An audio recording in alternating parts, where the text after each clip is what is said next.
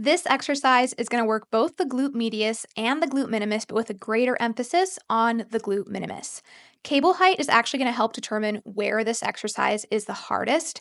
The lower we set the cable, the more short position bias it will be. The higher we set the cable, the more resistance we'll get throughout the full range of motion, and the overall exercise will be more mid-range biased.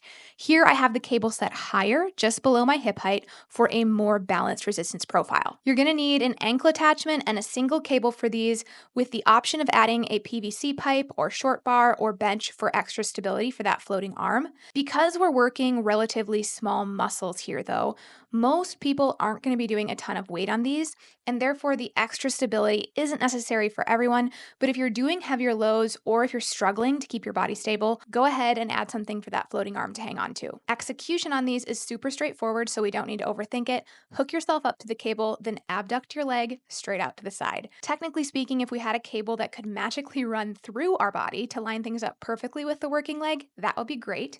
But since that's not the case, we're just going to line up the working leg as closely as possible with the cable's line of pull, where we're not bumping into our standing foot, and call it good. Okay, most common mistake on these is overly shifting the pelvis like I'm showing here. This can cause an unnecessary amount of momentum and take away from our glute med / glute minimus bias.